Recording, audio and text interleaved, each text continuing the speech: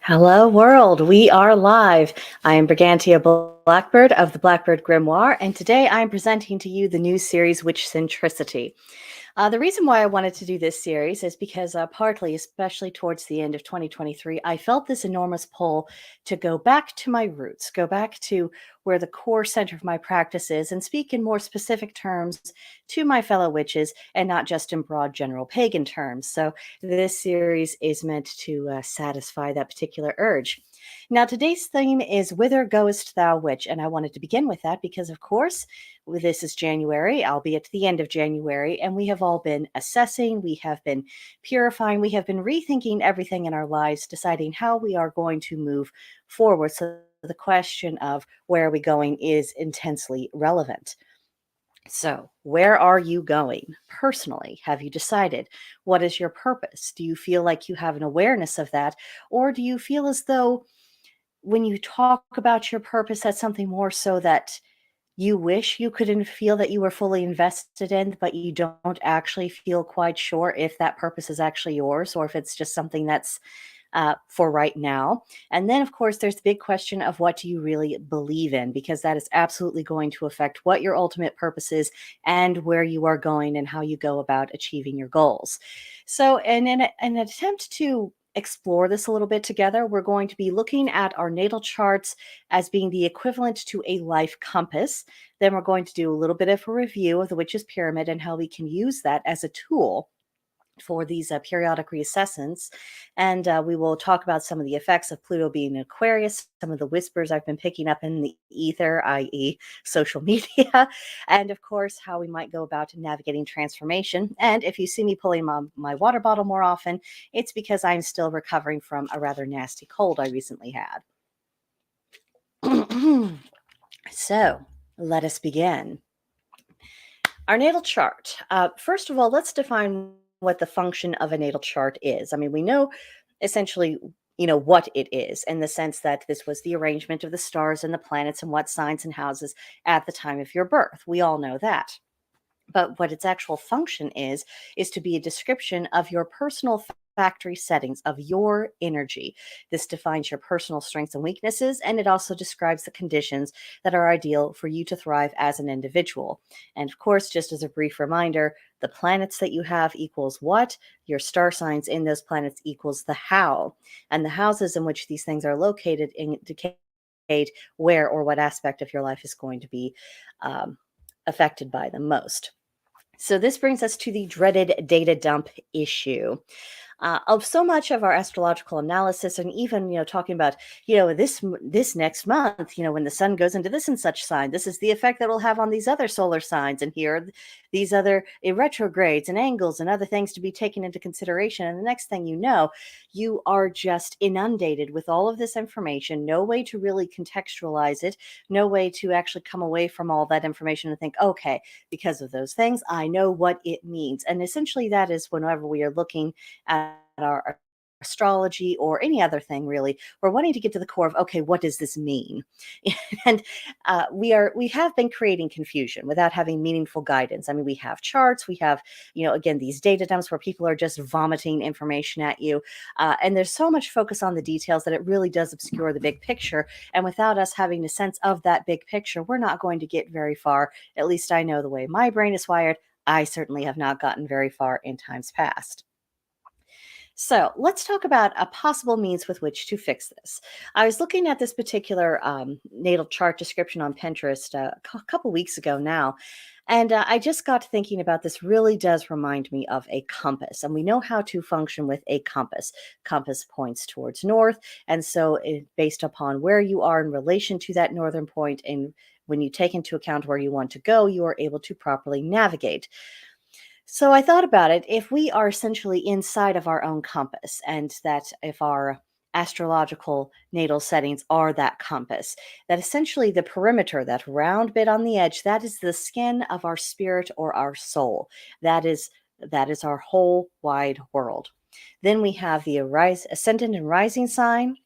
the Colii, sometimes called the IC, the descendant sign, and the midheaven or the MC. These equate to the cardinal directions that we would see on our traditional compass, north, south, east, west, that sort of thing. So we can use these points with which to orient ourselves, particularly if we are feeling lost.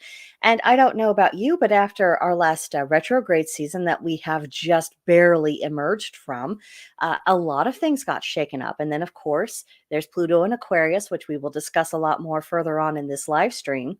That is not just shaking things up, that is completely obliterating some things that have existed beyond their point of usefulness. I'll put it that way.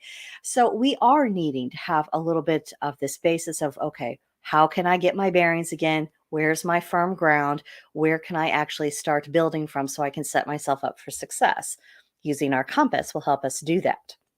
So, beginning with our first point, our ascendant. Its location is the sign that is on the cusp of the first house in your personal chart.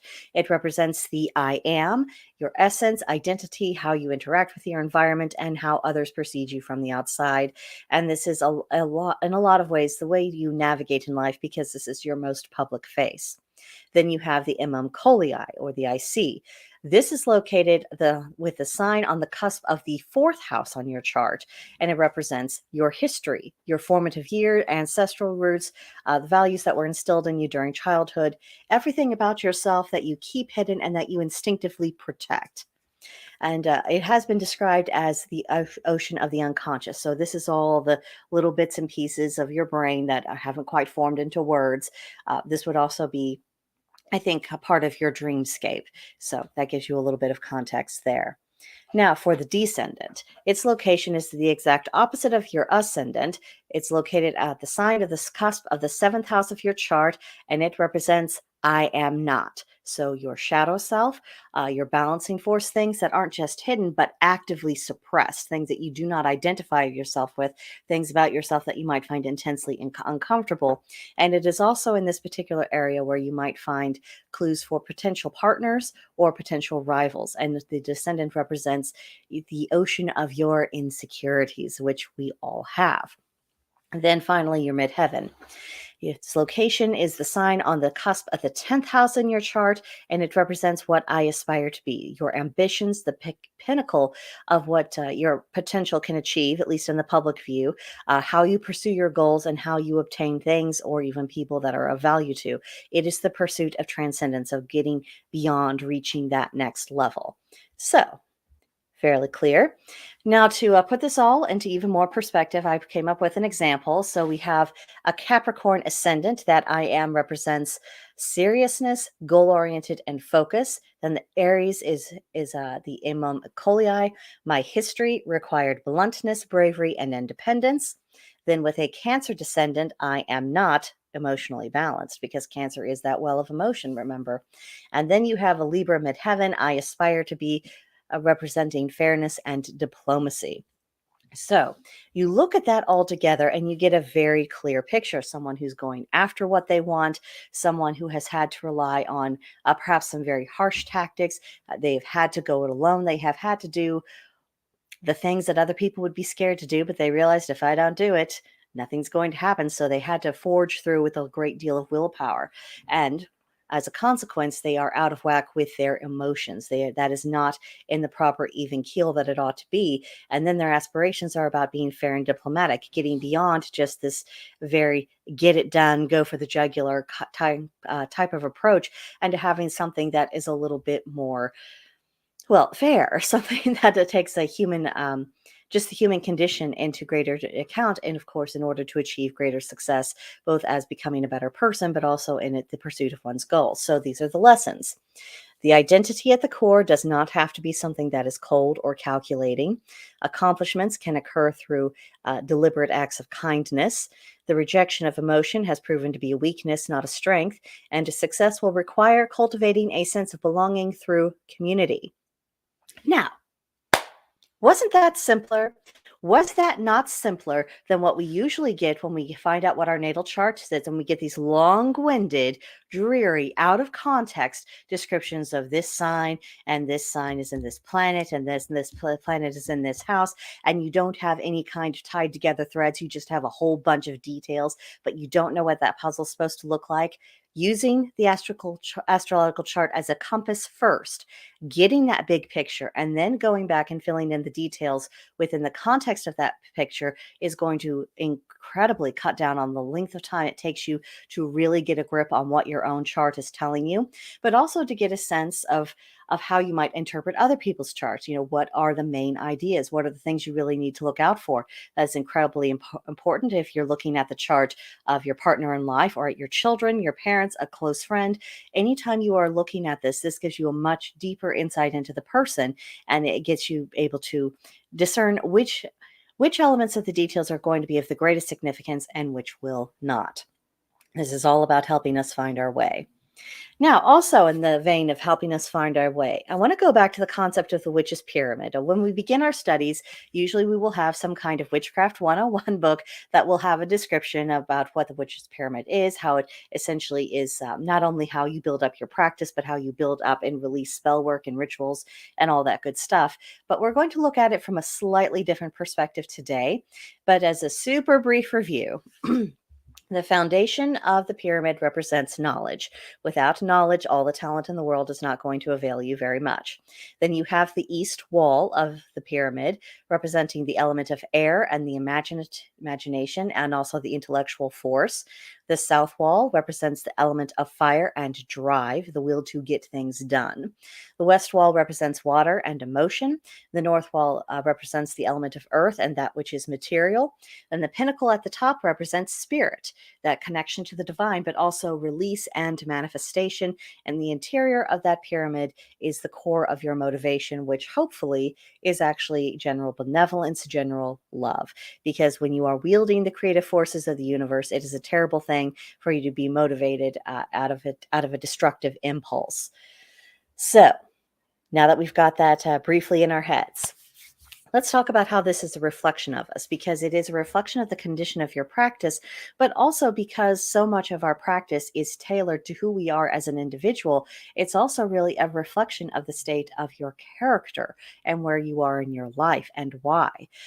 If you look at this through the perspective of what does your personal witch's pyramid really look like, you're going to be able to identify avenues of potential growth where you can improve on your skills in a particular way, because we all have things that don't necessarily come naturally to us, and periodically just trying to get a little bit better at that, it makes us a better practitioner. But this is also a means for us to identify our strengths, to decide on how we want to specialize our practice. Because people, once they get over the first flush of, oh my gosh, magic is real and I think I can do this and maybe I am really meant to be a witch, so many newcomers, the first question they ask is, well, what kind of witch am I? Well, that isn't necessarily predetermined. You have to learn, you have to practice, you have to experience some things, and for you to be able to find what you're really good at.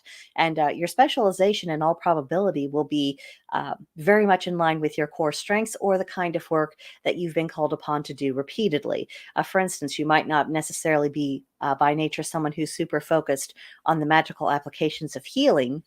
But if people constantly come to you for healing or wanting to get into that, well, you're going to start building up a great, huge magical muscle in that area. And you might find yourself saying, you know what, I'm good at this. I can do this. I have something valuable I can contribute through this expression of the craft. And so you go off in that direction. That's how you figure out what kind of witch you really are, which of course ties back to our main theme of where are we going? How do we determine that? So, speaking of where are things going, you are probably aware by now, and you probably have watched some videos or done a little bit of reading about how Pluto has now entered the sign of Aquarius. Pluto as a planet represents transformations and regeneration, or death and rebirth in simpler terms. The sign of Aquarius is known as the water bearer. It is visionary and philanthropic. So, Pluto in Aquarius is the destroyer of that which no longer serves. But because of that philanthropic, more humanitarian focus of Aquarius, it is the destruction of things that are actively harming us. It is the destruction of things that have been tearing us down, holding us back, things that are not enabling us to meet the world in a more human way, things that are not enabling us to put forth good intentions, things that have encouraged us to be more destructive than we would ordinarily have been. So that is what is getting broken down. So for the next 20 years, which that's about the length of time Pluto will be in Aquarius, apart from a brief retrograde period into Capricorn later this year, but it'll go right back into Aquarius soon enough.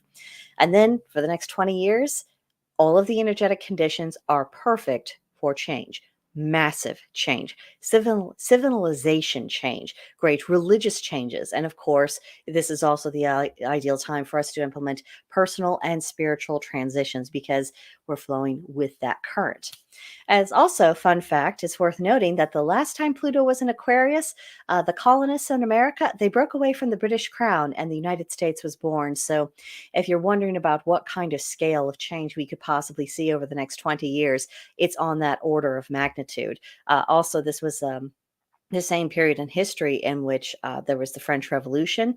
Also, yeah, it was the French Revolution. That was one of the other big events in specifically in Europe. And now their revolution got way nastier than ours ever did. Essentially once we got our independence and we figured out, what form of governance we were going to have, we started kind of moving along and people were starting to build up lives and build up a country. Whereas in France went through a much rougher period. So if you're ever curious, you might look at some of the differences between the American Revolution and the French Revolution, some of their ideological differences, the way they went about things, so that you can kind of think about, what type of revolutionary thinking is going to lead to good outcomes and what's going to lead to very destructive outcomes. Because if we are not careful, rather than allowing this energy from Pluto and Aquarius to destroy the things that have been holding us down, it could also be served to attack the things or to do something that's equally destructive, with the best of intentions, but equally destructive because we just did not do the philosophical work to check ourselves and to ask ourselves, is my goal actually worthy, and am I pursuing it in a proper manner? So that's definitely something for further meditation. Also, related to this, the goddess Sigyn has been really large in my mind, and her presence has been very, very strong lately. And one of the interesting kennings associated with Sigyn, who, if you aren't aware, she's the wife of Loki, but one of her kennings is Breaker of Change, which is quite significant. Which, if you've seen some of my other videos, I think I did do a series on Sigyn. I believe I shared my personal theory, and I want to emphasize personal theory that when Loki breaks free from his chains in the cave and gets away from that serpent and then sets all the events in Ragnarok into motion, that it's actually the strength of Sigyn who is able to gives that last measure of what's needed to break him free. So ever since Pluto entered Aquarius, I've been mentioning this. I've been talking to other people who work with Loki, who work with Sigyn, and they have really been some reports saying that, yeah, she feels like she's around. So it is absolutely possible that Sigyn's going to be unusually active in our world events, that she's going to be helping Loki in his works. Because remember, Loki is a great wielder of chaos. He is not the embodiment of chaos, but he is a wielder of chaos. And what he does when he gets chaotic is he puts an end to structures that have been rotted through, things that are hypocritical. And once he gets rid of all that stuff, it makes room for new things that are getting off on a better footing, on a more honest footing, things that are more aligned with the natural order of things. And so it helps give birth to a new era. So I do think that more and more, a lot of us are going to be sensing their activity in the world. So, talking about whispers that I've picked up on the ether, i.e., social media, which is it's an interesting way to do people watching these days. But what I've been noticing is that the people who I encounter who are pagan, and they're obviously public pagans because they're on social media and they're talking about their spiritual paths, there seems to be two main camps. People who are getting increasingly focused upon the path and who have very complicated, convoluted ways of getting to their conclusions, and they're having to dot all these I's, look at all these T's. They don't generally think in terms of principle. They're only pretty much looking for historical precedent, and they're very untrusting of their own instincts. Or you have this other camp that is got the message the first time. I read the lore. I've done my thinking, and I got the main ideas. And so they're more focused on practical application, keeping things simple, day to day living, and being a lot more present and future focused. So it's been interesting to see kind of the tensions between these camps. But what I have also picked up on from both sides, interestingly, is that there is a pronounced desire to have a more rooted and a more tactile existence. We're using this digital space as a tool, but when it comes to our day to day lives, we are wanting to touch more grass. We're wanting to have more face to face engagements. We're becoming more concerned with what's going on with our spirituality in the local sense. Are we actually inhabiting our world, or does our imagination keep us distracted with lands that are far away, across an ocean, and 1,000 years away from the last time anyone was practicing paganism as a normal thing? I'm also noticing a rejection of this notion of transplant culture, particularly in American pagan circles. I'm seeing more people who talk about how they want to build pagan communities. We are wanting to create sacred sites and to be pagan without apology. That's a huge thing. And I don't think it's coincidental at all that this is lining right up with Pluto going into Aquarius and people sensing that more gods who are associated with chaos, because they're jumbling up the board so that we can break down the old structures, the structures that, again, have been weighing us down and that have been preventing people from really finding their courage to live out their faith in a public way. So this is interesting stuff. Now, yesterday, I did a little poll, and I brought up that America is an amalgamation of many peoples, mostly those of European descent. As we revive our ancient religious, ancestral religion, should we keep things as separate as possible, or should we look for common ground and start forging shared traditions? Essentially, are we just going to be extension colony branches of various forms of European paganism, or are we going to start developing an American paganism? And I got a grand total of 8 votes. So my profound thanks to everyone who did vote. I wish we had a bigger sample size, but I will take what I can get. 25% fell into the camp of they want a separation of tradition.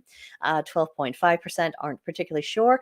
But then 62.5%, which is a pretty healthy majority of people, are wanting to forge shared traditions. And I think this speaks not only to our desire to claim our religious spiritual identity, but also wanting to claim our American identity. If you watched the presidential campaign trail of Vivek Ramaswamy when he was still running, he kept talking about how we need an American identity that we all share and the principles upon which it is based. And I think that's also tapping into that impulse in the ether of we are here, this is our home, and so we should not forget where we came from. We shouldn't throw good ideas away, but we should also adapt to ourselves to the reality that here's home. And this is our identity, and that we are our own people, and we should start conducting ourselves accordingly and have a greater sense of shared community experience, and a little bit less of we're all strangers and we'll just kind of share the space and surely that won't cause any problems. I mean, that doesn't work that way. You can't have just a nation of strangers. I mean, that's how things break down, is why things have been breaking down. So I got to thinking about it. How might this work if we started sharing traditions together? So I thought, well, okay, the next Sabbat on the calendar is Imalk. So I came up with this scenario in my head. We have 3 pagans. One of them is a witch who's a little bit more attuned with the Celtic side of things. She's really wanting to celebrate Imalk and to honor the goddess Brigid. Then we have a Norse pagan. Of course, at the same time, they're doing their charming of the plow rituals. And then we have a Hellenistic pagan. Now, I don't know if Hellenism has any kind of spring ritual before Lupercalia, which is, a different holiday altogether. But let's say they're feeling this shift to the season, and they're feeling inspired of it. And they start thinking about how soon Persephone will return and Demeter will renew the world, and how meaningful and uplifting this all is. And let's say these people are all friends and they get to talking about it, and then talking about how they want to do their rituals. And then someone brings up the idea of, well, do you want to celebrate this together? I mean, yes, this time of year, we're having slightly different interpretations of what's going on and why. But, do you think it'd be a nice thing for us to get together, honor the gods, honor the land spirits, and just, keep each other company? as we celebrate this shift in the wheel. And then, they decide to hold a joint ritual, and after they, maybe even looking at their general basic ritual structures and saying, okay, we have these things in common with our ritual, so we'll keep this part of the structure since it's familiar to us all. And then each person has a special part they play within the ritual that is specific to them. So they can bring their specific tradition to the table, even though that's this all ending up being this very shared experience. Three different pantheons really got honored, three different traditions got honored, but we were able to do it together in a way that was companionable and meaningful, and that acknowledges the reality that if we are so fortunate as to find pagans who are local to us, the odds that they're aligned with our own spiritual beliefs and what gods we work with, those odds are pretty small. So this seems like a pretty reasonable way to go forward, to where we can have shared community without forgetting our individual relationships with the gods that matter to us. And speaking of commonalities, you look at pagan religions of any kind, and you'll notice that, it's always revolving around the solstices and the equinoxes. These are magically and spiritually significant points in the year. All of the other celebrations are really built around agricultural cycles, feast day for the gods, honoring particular spirits of the land. And for day to day living, there is this overwhelming emphasis on building up a good character, conducting yourself respectably and honorably, looking after your family and your people, making your mark in the world as an individual, but never forgetting that you do have these community ties. And that's something that I'm seeing whether I'm looking at witchcraft communities or people who work with Celtic gods, Norse, Germanic gods, Hellenistic gods. These are just things that I do think that we genuinely do have in common. Our differences, of course, are with the pantheons. Who do we direct our worship to? What our theories of divinity are? What are the gods? Who are the gods? Depending on how you approach the question. There are some differences in ritual format, how we conduct these things. And of course, our cultural source material is different. And, we have differing creation myths and afterlife teachings and the like. However, I would say that those differences in no way would prevent us from coming together as a community, as kind of this pagan people, to celebrate again the solstices, the equinoxes, significant agricultural points in the year. I don't think anything about that is contradictory. I think it just means that we have different things that we can bring to the table that all works towards the same common purposeful goal. I mean, and for all we know, on their end, because the gods are, roving around, same as we are. If we are here, the gods are here. So I would imagine that the gods have formed some form of kind of interpantheon relationships with them. So maybe, and let me know if you're on this wavelength too, maybe if we go this route, we will be kind of unconsciously picking up on what the gods themselves are doing, and therefore mimicking their own process of learning, cooperation. And I don't want to say coexistence, because that word has been so overused to this most excessive degree. But this idea of, this is how we're forming a common community. This is how we're coming together in this particular area of the world. Their origins, how they did things, in their own, home bases, that might be a bit different or even a lot different. But here on this American soil, this is how we are doing things here. So that's the challenge, isn't it? Because American pagans and witches, up to this point, we've been developing very, very independently. There's still, I would say, the vast majority of people are in the broom closet. And then on top of that, we have vast regional differences. I've talked about this before. The experiences that people have on the East Coast versus the West Coast are different. People in Minnesota versus Texas have a different experience, whether you live in the desert or the mountains or in farmland or in, a swampland or whatever else. It's all going to have various, very, very different energies. You're going to have very different experiences. And of course, in addition, with all of that influence from the land itself, we also have certain philosophical disparities over what our spiritual priorities are and our spiritual practices are. So this is what I propose as a way to kind of forming some common ground.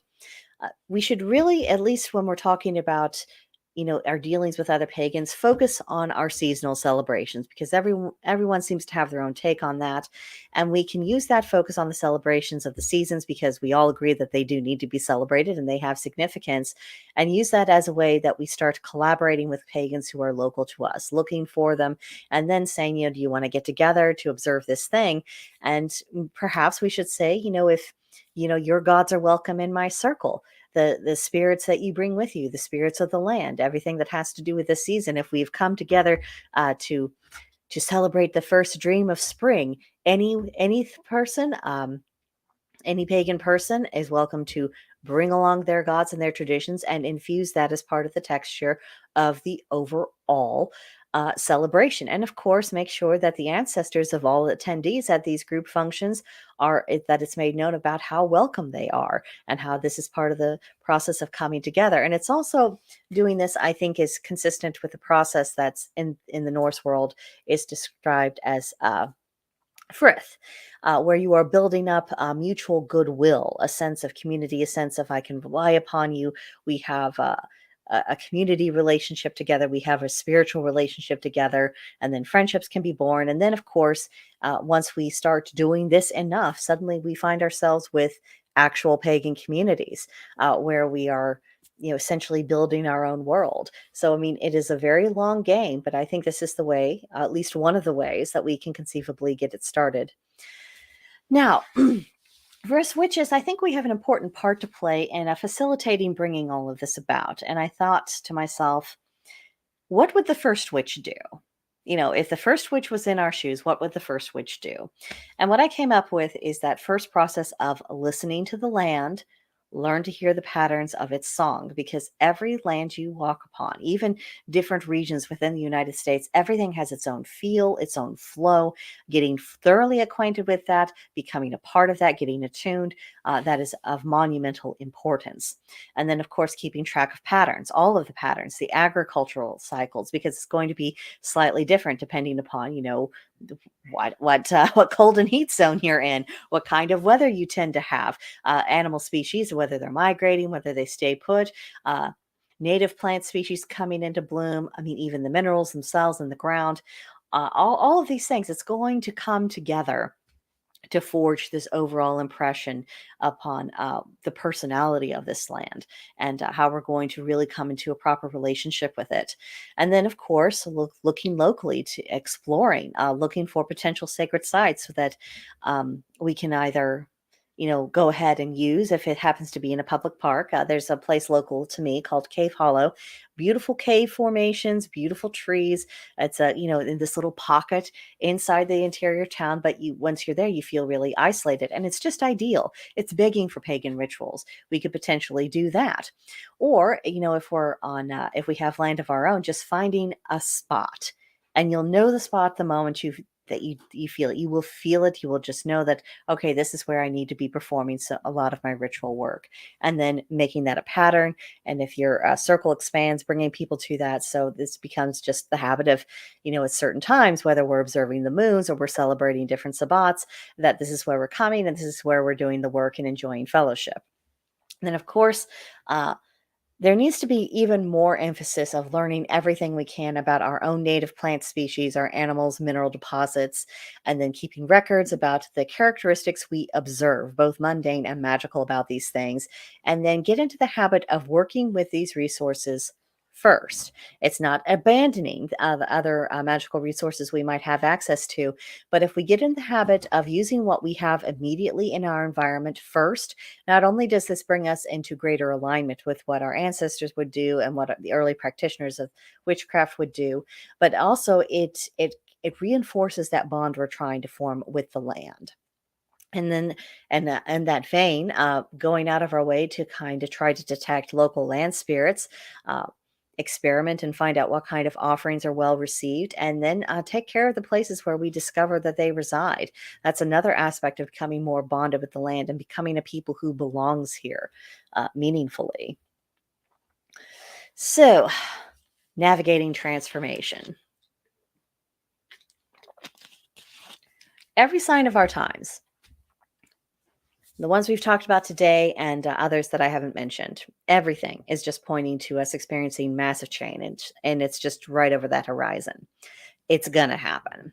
However, we're not helpless. And I think now is the time for us to infuse our energy with the most potent intentions we possibly can to influence the outcome of how things are going to evolve. Because when things are in flux, that is when we have the greatest opportunity to really push through and impose our will onto something. And if we want to have a world that is friendlier towards us, friendlier towards pagans, things that are more in line with our own religious and philosophical ideals, this is the time to really push those things.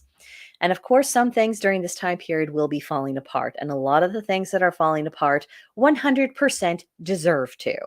They were decayed. They were no longer fit for purpose. They were not serving any kind of useful function. They had become a burden rather than something of service to people. So if something is dying, maybe it is time to just let it die.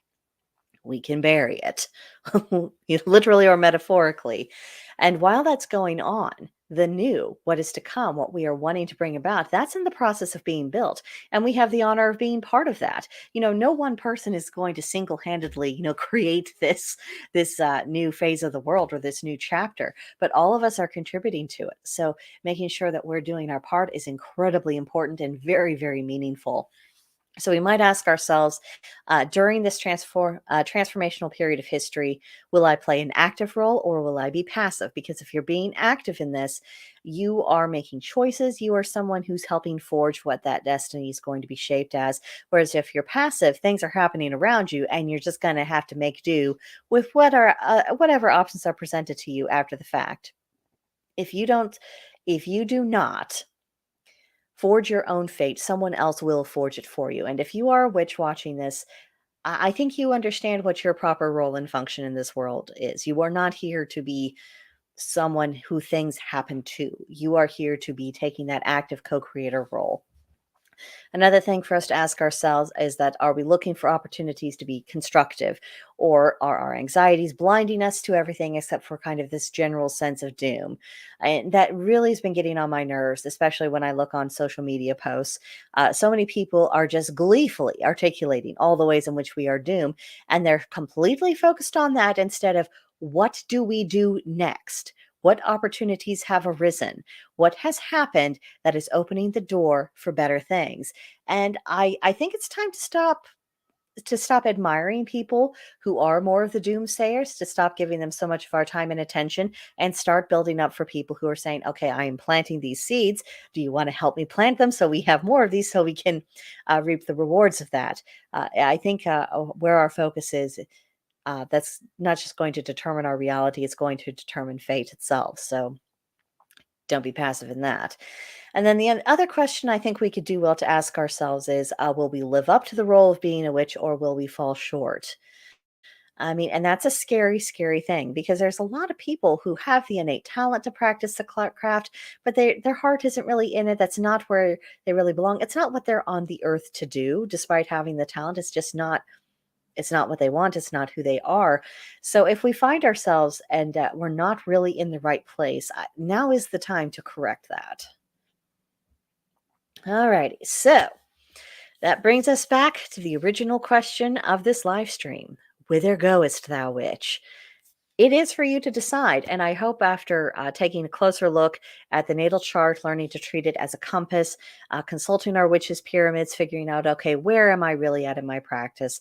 What strengths and weaknesses do I have? Where can I specialize? What do I have to bring to the world? And then, of course, working in harmony with the energies at our disposal, that Pluto and Aquarius that we've been talking so much about, picking up upon what's in the ether when you have a lot of different practitioners, whether they're witches or they're just, plain pagans. If they're all kind of starting to talk about wanting and desiring the same things and wanting to work towards similar goals, that's something to harness and encourage and to become a part of. Learning ways to come together and not being so obsessively concerned with differences. Finding common ground is how civilizations are built. And differences are all very well. And of course, we should make room for them, and we should never become this one size fits all for anything. but we should acknowledge at the same time where we do have legitimate and genuine areas of commonality and building some goodwill based upon those commonalities, while of course leaving each other free to do what we've always done, which is build up our own individuals relationship with the gods and the world at hand. That has always been the balancing act of pagan religions, and we have an opportunity to bring that to a broader world that quite frankly would benefit from a lot of balance. So, where we're going, we are making those choices every single day. It is step by step and decision by decision.